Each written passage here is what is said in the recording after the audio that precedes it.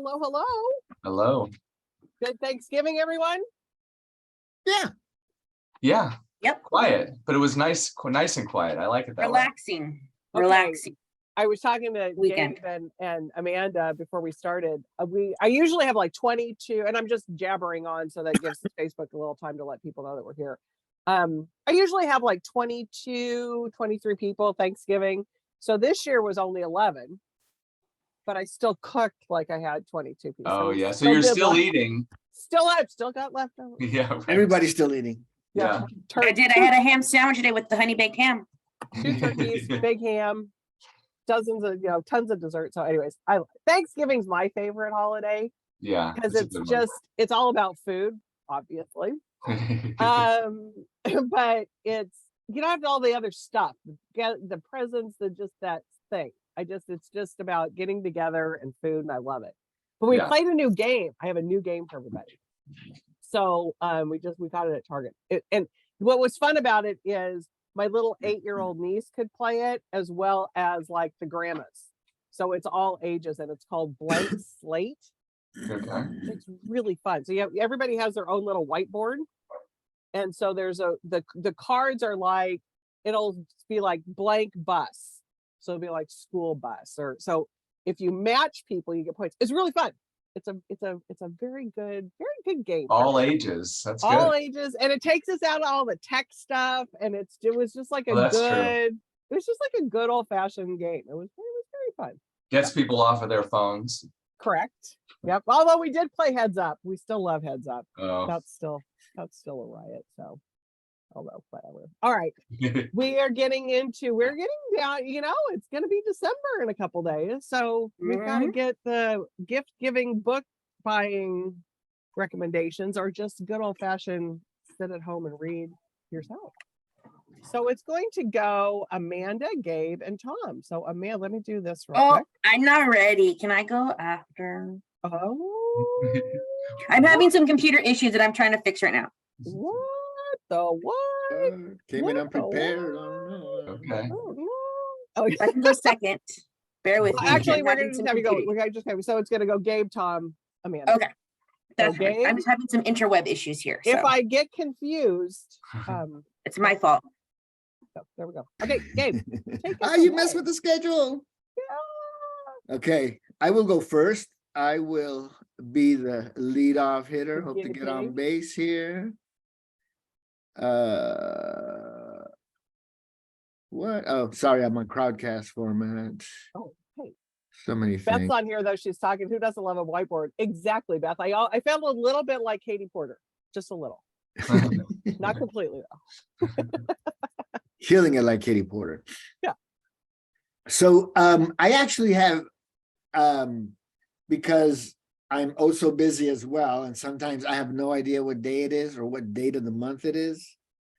I don't think it's old age. I just think I'm like really busy, man. Get off my back, Jules. Yeah, damn it. I presented last week's books as releasing the 22nd when they in fact released the 29th, which is this week. And so I messed up, but there have been books, and then I didn't have a whole lot. And I think that maybe that's why I didn't have a whole lot releasing last week or this week. It's a light time for releases at Harper right now. But there are a few things that I wanted to pick up on, and we have so many great books every month. Here are a few things from earlier in the fall that I think merit some attention. So the first one here is Heretic. This went on sale a month ago, October the 25th.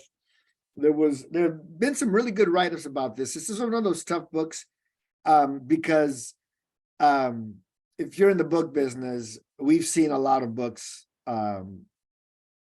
like of this ilk, memoirs of somebody who's escaped a very evangelical or cultish environment, and they leave and recognize where they were from the outside. So it didn't get a whole lot of attention going in, but a few people looked at it closer, and Adrian was one of the buyers who really liked this book at Warwick's, and it's getting some really good attention. It is really interesting in that it's a dual kind of a memoir. It is absolutely a memoir of her life growing up in a really restrictive evangelical, highly patriarchal, very anti-woman environment. She gets married. She's the daughter of a preacher. She's married. She marries a guy. When she gets married, she realizes that she's gay. So she's got all this confusion of the indoctrination that's been happening and the grooming of this mind that's happened and the perversion of religion that occurs in the evangelical world. I think Slate or somebody just recently did a really good piece on this book that was really readable and gave you a good look at what it was all about. So it focuses on all that stuff, but then she segues into the danger that these evangelicals are to America and how rapidly they're quick to grasp onto the fascism angle of the Republican, the far right Republican agenda, and how they're leaning in that direction anyways, and they're just waiting for something to blow them over in that direction. So it's a decreasing concern in that there are more and more people leaving the evangelical church as they follow their conscience. But it's still a very powerful movement. And like the GOP, which is in its death knell, and evangelicalism, they're getting really desperate. So they're getting more and more radical, and the agendas are becoming more. I mean, we're actually seeing people using racist terms again, and people cheering the racists on in America right now. So we've made that turn, and there's a population that's all in, and this evangelical population is a big part of the problem. So she really is. It's really an interesting memoir on a couple of different fronts. Her own thing, and then the actual look at the culture and how dangerous it is, and how narrow-minded and closed off it is. That's boy, and it seems like the fringe is not so much the fringe anymore. It's kind of, it's funny. I mean, like the reason that like she says, the evangelicals are people are leaving in droves, right? So they're getting desperate. So that they got politicized in the 80s when they were allowed into the White House. And as they decrease, and then same thing with the GOP, they haven't won an election in a lot of years, a general election. They won since 90s. So the fascist segment is taking over and pushing that agenda really hard. The far right element of that world is getting really radical, and they're getting really desperate. well, the Christian They nationalism. can't win elections, you know. That Christian nationalism is Yeah. the thing Yeah. that's really scary, Yeah. and it gives a bad name for people who aren't, you know what I mean? So it's like, It's there's- definitely the far fringe. but you it's know? kind of coming closer. I mean, it's trying Closer to make to the itself mainstream, more, and my thing that's coming in is just like the tax. My biggest beef and gripe is the non-tax status that some of these places Yeah. eliminate. Exactly. We don't talk about that. that are still pushing really political agendas. And it's like, you can't have it both ways. You can't have this non-tax, I'm a, sanctuary kind of thing, but I got all of this, I'm going to use my power over here. I don't know. A lot of money. Lots of money. Lots of what's my big line? Follow the money. Everything is follow the money. Okay, Diane is on here. So she says that she is finally catching Tea Time Live, but she has Ooh. been faithfully watching it on our YouTube replay. So welcome live, Diane. Yeah. Yeah, we try to interact. There's a delay between what we do live and what's actually showing up on Facebook. So if I come in a little bit late with some older comments, it's because there's that little bit of a delay. But anyways, so Tom Benton, what do you have us for? I have to think we're even more exciting live. I think so. I would you think. know, but like I said, I've watched this, or I've listened to it kind of like a podcast on the drive, and Yeah. I have to say, y'all We are were- pretty entertaining. All right, good. Yeah. Well, so this is a good segue from Gabe's book, because how we got here may go back to J. Edgar Hoover. So this is a major biography of J. Edgar Hoover called G-Man by Beverly Gage. She's been working on it for the last 10, 12 years, and she's using never before seen sources. And really, it's been a long time since there's been a serious biography of Hoover, because were more, he became there was a biography in the early part of the 90s that was more salacious than anything else, and that's what people remember about Hoover. But so he was FBI director for 48 years, 8 presidents, 4 Democrat, 4 Republican. And so it's a very fair, like big picture look at his life.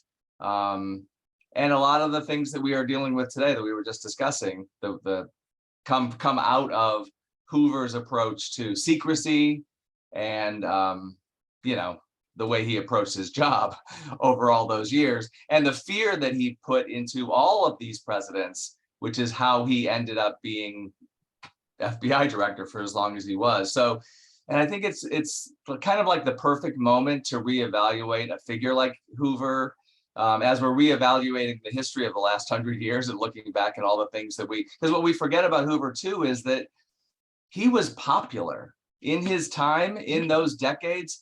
He was popular through all those years. It's only in retrospect that we see him as he truly was. But that's who we were as a country when we allowed Hoover to be Hoover. So the timing is perfect. It's out tomorrow. So there's always a big biography that is a big gift book. So for the history buffs, because Beverly Gage is at Yale, she's a historian. This is her first major biography, but it's perfect for that person in your life who likes history, likes biography. One of my favorite days of the year is tomorrow, when the New York Times reveals its 10 best books of the year. Is that tomorrow? Yeah. And so Okay. this is one of the 100 notable books on the New York Times list. So it could be one of those 10 books. We'll see. Reviews are incredible. It was Publishers Weekly. It was on their 10 best books of the year. So it's going to start showing up as one of those books. And then I went down a rabbit hole because Hoover has to me, little known connection to La Jolla, where he and Clyde Tolson, his companion for almost his entire life, would vacation every year in Southern California in La Jolla at a hotel called the Hotel del Charro. Does that ring any bells? It's now gone. It's gone, but you know what? I do know that. I think I've heard it, but I don't. I know that Adrian and Nancy probably know exactly. Okay, so it was owned by Texas in the 50s by Texas oil men who would have Hoover and Nixon. They would come out, all expenses paid. So anyway, there's a tiny bit of a chapter about that history of Hoover in La Jolla. So, cool. G-Man, J. Edgar Hoover and the Making of the American Century. That's going to be a really good holiday gift. Really good holiday gift. So. And I think the thing is that with that, I wonder if guys like him, if with social media and with the 24-hour news cycle, would he have gotten as powerful? Good question. If he was in today's world, I don't know. I don't know. The way he did business, he may have found a way to survive even in this environment, I think. Yeah. Ruthless. All right, Kim. Yeah, ruthless. Yeah. And I mean, but there's some diabolical people that are in power right now. So it's just like, they're getting their time too. Mm-hmm. But Kim is on here. So Kim, I loved Magic Kingdom. That was a Steve book by Russell Banks. But she says she was totally amazed by Trespasses. Oh. And I'm actually picking that. That's actually, I think, going to be my book of the year. Oh. I think that might be my favorite of the year. And the Cloisters was good. Yeah, it's kind of not what you expected. But it's still it was a good solid read. So anyways, some fun there. Okay, Amanda. Okay. Let's see if I'm okay now. Are you okay? Yep. I'm okay. I hope I'm okay. Okay. So my first book up is called Uncommon Wrath: How Caesar and Cato's Deadly Rivalry Destroyed the Roman Republic. I feel like we're very thematic in our first round of books today or something like that. I don't know. We didn't plan this, I promise. It just worked out that way. So here you go. For centuries, many have argued that the fall of the Roman Republic is rooted in industrial coercion, economic woes, government corruption, and of course the rise of crime. But so this book really just focuses on the political rivalries between Julius Caesar and Marcus Cato. So both, had their vision for what they believed, which way the Republic should go. They had very distinct views, very dominant views. But, at the same time, dealing with this government and how they're going to push, I think you see some parallels today, but whatever. But anyway, so here we go. It's kind of a very interesting story, very interesting take on, kind of the beginnings of the fall of the Roman Empire, between these two, and kind of the direction that the Roman Empire kind of took after this. So there you go. Uncommon Wrath. Love this. Another good one. And another good one to talk around the holiday tables with, right? Right. Yeah. It's funny that two of the richest men of the Roman Empire, if not the two richest men of the Roman Empire, are blamed for the fall of the Roman Empire. Yeah. I Political mean, interest, man. Political interest. throwing it out there a little bit, just, there it is. Tom, was it at your dinner or somebody? No, I think it was at Steve's dinner, but you were there. That we did with a couple of the authors, the author of the Rabbit Hutch that has been winning all the prizes this time of year. Where we got into this discussion, and I was like, well, all Republic, and it was John Evans, and I said, John, all republics fail at some point, and he was like, way to bring the table down, Jill. Like, well, they kind of do. So we might be in the throes. Second law of thermodynamics, man. Every system ends in entropy, period. It's just the way it is. But That's the so way it is. Amanda just put on the Facebook link, you can actually join, Tom, to your point about the 10 best that New York Times is doing. You can watch it at 6:30 tomorrow morning virtually if you were so inclined on the West Coast here. 9:30. I am weirdly so inclined. I will be there at 6:30. I did it last year. It was kind of Did fun you? to see it live. Yeah. I'll be still snoozing. I am not a morning person. I respect that. But Yeah, I got 6:30. It's like it's got to be a lot to get me up. So You can watch from bed, right? Just be like, I wouldn't even. Yeah, I'm not. I haven't even had my first sip of coffee at that point. We all want to so. see our books. We all want to see how many books we got. I know. Well, it's Yeah. gonna be kind of fun. Let's see, like, what you've talked about. If anything from Tea Time shows up, I'm sure. I'm sure it has yeah, to be. That's right. Yeah. Which So- of the tea time books? Yeah. Yeah, it'll be kind of fun to see which ones ended up on the list. All right, Gabe, what's next for you? Next for me is, man, I'm on a interesting. You have an interesting I'm role just going to today. stay where I'm at since we're on the political scene. Mussolini's daughter. There we go. Speaking of oppressive regimes, so Caroline Moorhead's done a number of books, historical books. Honestly, I remember coming to Harper, and there was a book called The White Nile, two books, The White Nile and the Blue Nile, about the Nile and the origins of the Nile, that were in print when I was working. They were like older books when I was working at Vroman's in 1983. So I thought Caroline Moorhead was a relic of the past, and she's been coming out like the last 10 years. We published like 3-4 books with her, and she's a really bright mind. She's a really terrific historian. And I've been mired into fascism and colonialism reading lately. I reread Ignacio Silone. I've been reading a lot of different things, a lot of Italian fiction, some of it set in the era. We published a book called M last year about Mussolini, which I thought was brilliant. I think it was just too dense for most people, and kind of not quite pro Mussolini. But anyways, it's in the air, and Mussolini's daughter, his oldest daughter, Eda, was an older teen in the mid 30s. So she was like 19 when he started sending her out. He started off as a socialist, as a communist, not radical enough for him. So he broke off from the communist and leaned into fascism. And then he used Eda as one of his biggest emissaries she was like Bannon, spreading the news. She took fascism out into the rest of the world and into Greece and into Albania and all these other countries. So she became sort of an ambassador for Mussolini's vision, nationalistic, extreme right-wing vision of Italy that he hoped to achieve. So I think a lot of people it's always Hitler, Hitler, Hitler, but Mussolini was in the trenches on fascism early on. And it's so funny. I have had Italian friends who say their grandparents and some's parents are like, that Mussolini, but the country wasn't shaped when Mussolini, so he's not reviled by a lot of people. I found out, and a lot of my readings that we were in Italy, it's like, yeah, they know who he was, but the streets were safe at night, and Right. and you could go Yikes. to a movie, and Yikes. and the trains ran on time, kind of Oh, that cliche, but it really, there are people that still feel that way. But so there's a long legacy of Mussolini in Italy and in history, and he's really an important cog, and Etta was an important cog in his world. So I think this is one of those great biographies that will appeal to World War II history is rife. That fascism right now is in the air, and let's look at it. unfortunately, yes. Well, but I think that it's really important to, because of that point, Gabe, that you just made, there are some things that people think are good.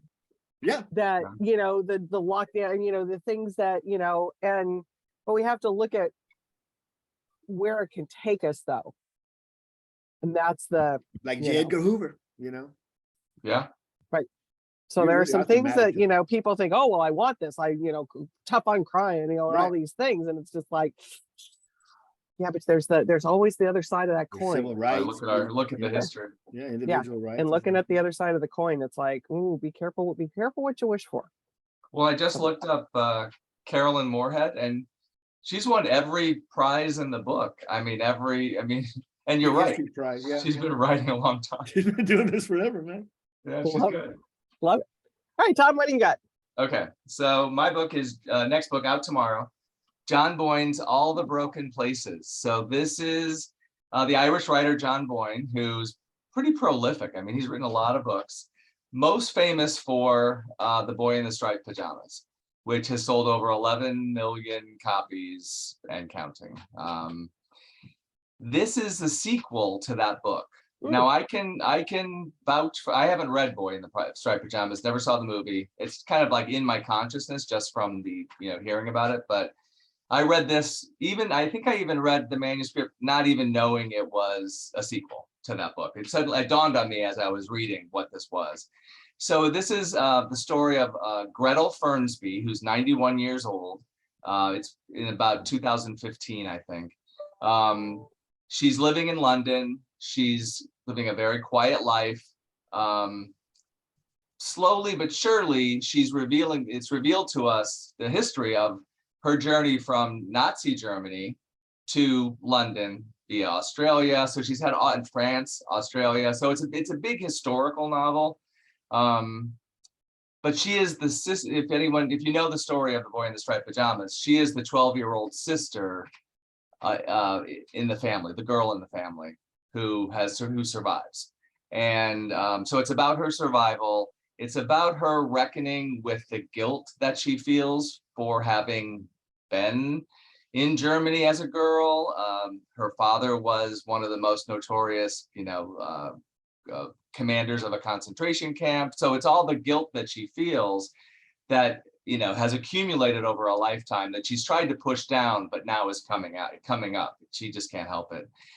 So it's a complex, thoughtful character study. It's Boyne also, I think, responding to there's been a lot of, The Boy in the Striped Pajamas, from what I've learned, has a lightning rod. It's not a book that is without its detractors. And so I think through this book, he's responding to the detractors and giving his, and what's also interesting is that was a YA book and published as a young adult book. This is an adult book. This is for all those readers who read it and have now grown up and they want to know what happened to the girl in the book, The Boy in the Striped Pajamas. So out tomorrow, John Boyne's All the Broken Places. And he wrote one of my all-time favorite books. I know, All-time favorite. which I still haven't read, but I have All-time to. favorite. All-time favorites. Heart's Invisible Furies is just, it's a top 10 book. No question. I've got to get to that. It's a You have to beautiful get book. to it. It's just so well done. It's just it's so good. And that's all I'm going to say about it. Okay, Darcy, you're on here. Hi, Darcy. Hotel Jaro. Okay, so she knows about the Hotel Del Charo, Tom, who was near Torrey Pines Road and La Jolla Parkway. Okay, so that's okay. I think I know where you're talking about. So it's I down the think hill, down the hill. a little According to bit. Wikipedia, there's maybe there are houses there now, maybe. Yeah. maybe. Yeah. And so she's looking forward to tomorrow for Louise, Penny, and my soul twin. So there we go. Lots of good books coming. All right. Amanda put Hearts of Visible Furies in here too, because good. it's really good. Okay. Amanda, what do you got for us? Okay. I feel like we have some very heavy books today. We're getting in the holiday spirit here. I mean, baby. you know what? My last book is gonna is beautiful for the You're holidays. gonna bring it home? Okay. I'll bring it home as I always do. Oh my goodness. All right. So next one I have As God's Moral History of the Genetic Age by Matthew Cobb. So this book traces the history of genetic engineering from its invention to when it terrified its discoverers to the present. You know, labs are pursuing this. Most labs are pursuing genetic engineering. So this book kind of covers it all, and like kind of what does the future hold for genetic engineering? You know, things that we're doing. You know, in 2018, scientists manipulated the DNA of a human baby for the first time. You know, should we be doing this? Should we not be doing this? So it's just a really interesting kind of history of, you know, things that have done. I'm sure there's many things that we don't even know that they have done with this whole genetic engineering. And, you know, are we really playing God by doing this? Is it our place to do this kind of thing? So I think it's a really interesting book. I think, you know, it's very, obviously this is a topic of conversation for a lot of people. But yeah, there you go. As God's, A Moral History of the Genetic Age. Good book for La Jolla. Yeah. Oh, yeah, for sure. right. On the biotech, I'm a little concerned sometimes about what's going on down. But it might leak out of the lab, man. That's what I worry about when I drive down Torrey Pines. All these little genetic Right? firms I mean, everywhere. I'm like, what are they he's doing in crawling out there? of that? Yeah. I mean, I don't think well, maybe not in our lifetime, know really what is being That's right. manipulated and done. I mean, I was fascinated. I watched the silly robots that they have at the FBI. I watched on 60 Minutes last night that like are running around this like 2 football field long building with all the documents that they retrieve now. It's like amazing Oh, wow. how they used to take like months to get anything from the FBI, kind of like now they can get it like within a half hour because of the way that they just Wow. so Little bigger machines. brains than I've I got, mean, machines yeah. and genetics and all that. I don't know. Kim, I am so glad that you liked Hearts and Visible Furies. It's really good. It's a really good book. All right, we're ready for our lightning round. So Gabe, start us off. All right, I'm gonna finish off with something a little more appropriate for the holidays. This went on sale November the 8th. Hollywood, The Oral History by Janine Basinger and Basinger and Sam Wasson. Sam Wasson wrote this really great little book. Of course, the title escapes me. Something like 4:30 a.m. It's about Audrey Hepburn. Tom's got it. He's looking for it. That's a long time ago. Is Mike Nichols in it? I think he also did. Movie, didn't he also do a Fosse biography, a Bob Fosse biography? Who? I'm sorry. Say it again. Didn't Sam Wasson do a Bob Fosse biography also? He may have. I think he did. He may have. So he's. But I have both of them somewhere, but I can't put my hands on. Yeah, it's like 4 a.m. Tuesday morning or something like that. Anyways, it's a really great little book. It sold like crazy when it came out. It was one of those that we just, it's a very small little bit of movie history, and it just took off for us. And we've republished it again a few times. It keeps popping. So this is basically a gathering of interviews and collection of interviews, some done in real time, others harvested from the archives of deep Hollywood vaults. So they got everywhere. And it really is just an oral history, stories of Hollywood told by the people of Hollywood. Meryl Streep, Spielberg, Harold Lloyd, Capra, Hepburn, Tracy, everybody chimes in and has their story. So it's a real, for me, I'm a big movie fan. I think, not to diminish San Diego's independence, but San Diego is also has had a lot of movement from Del Mar down to La Jolla or Esmeralda, and the guy who wrote the Perry Mason books, I think, died in Fallbrook. I mean, we're sort of surrounded by this great movie literary tradition here as well. So I think the movie business is Southern California. And San Diego, I know the enclave here in Del Mar is great. Loose, now it's Brad Pitt, but whoever's been, it's always been a gathering place, and that energy resonates down here. But I just love this kind of stuff. I think it's a big, a little bit bigger formatted, thick, fat, satisfying book that'll be a great gift for anybody who, you know, my grandkids laugh at me, my kids laugh at me, my kids' friends would laugh. They'd come in the house and I'm watching something from the 40s, a Fairbanks movie, Douglas Fairbanks movie, Captain Blood, and what's his name is on a horse. And you could see the kids walk in, they're just like, man, that is some really bad special effects. But I mean, it's amazing what they were able to do with some of the special effects back then. I mean, 1935, they were barely talking. They were barely talking when Captain Blood was out, you know. But so anybody, you know, if you walk in on anybody and you see that they watch a lot of Turner Classic Movies or epics, they would love this book. Yep. And you're right, Gabe. It's like, you know, Bing Crosby and the Del Mar Fairgrounds, Fairbanks, you know, Jimmy Douglas Durante Fairbanks, Boulevard, Jimmy Lucy Durante and Boulevard. Desi. Yep. Fairbanks Ranch is, you know, Douglas Right. Fairbanks. So it's, yeah, there's a lot of, you know, the Hotel Del, you know, Yeah. all the El- movies yeah. that were done down there. Something like El Charo was a big spot for one of those, like a Burt Lancaster. Oh no, Gregory Peck, who's from Gregory Peck, yeah. for San Diego too. Yeah, Yeah. along with being a. Yep. Well, and I'll also say that that book is amazing, and Janine Basinger is like the queen of film historians.